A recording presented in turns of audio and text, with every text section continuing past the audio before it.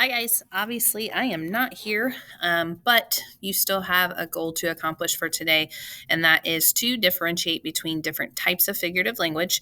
It's going to be similar to what we did yesterday, except I'm not here to go through it with you. You're just going to go through my slides and get the rest of the definitions to the figurative language.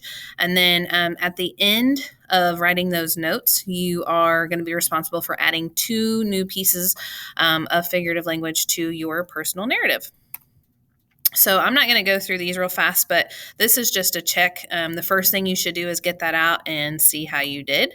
So we are going to just go ahead and move on to slide 4 because all you have to do is click the space bar and your answer will come up. Okay.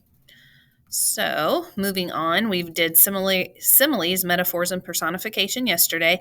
If you weren't here, you can go back to yesterday's slideshow and take a look at those so you can add them into your orange sheet. Don't forget, if you forgot it in your locker, then you should just ask the guest teacher for a new one and continue filling in the ones that we didn't do yesterday.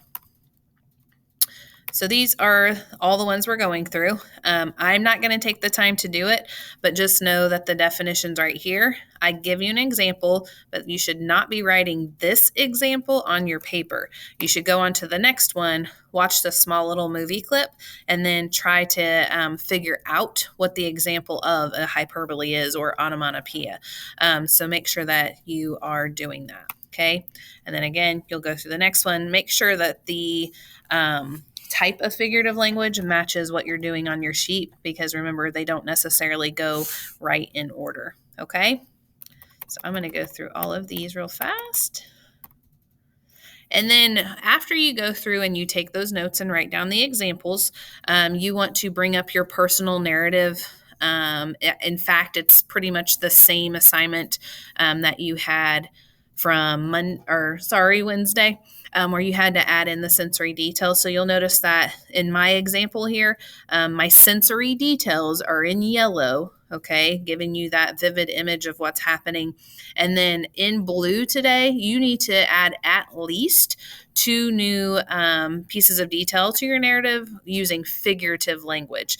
Now, you can use a simile, you can use onomatopoeia, you can use alliteration if you want. You'll notice that I have 4 that are highlighted in blue here. You do not have to use 4. Your goal is to add 2 somewhere into your story. You'll also notice that my story looks a little bit different. It has paragraphs now.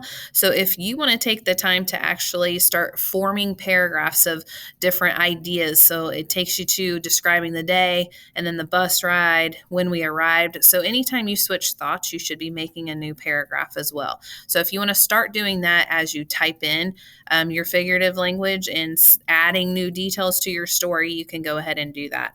You will need to submit it at the end for a grade, so make sure that you are doing that, okay? When you're done, if you go to this slide, you can read, work on missing assignments, or if you click on this little Quizlet here, click on the link and you can just review the different types. You can play the little games that go with Quizlet, but you should be doing one of these 3 things: reading, missing assignments, or Quizlet. And then when we come back Monday, we're going to do a little review in stations, actually.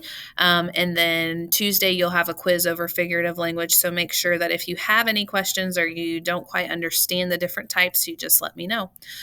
You are allowed to listen to music as you work if you need to after watching those video clips. Just make sure that you're worried about yourself, not causing any problems. And I'll see you back on Monday. Have a great day, guys, and a great weekend. Be good.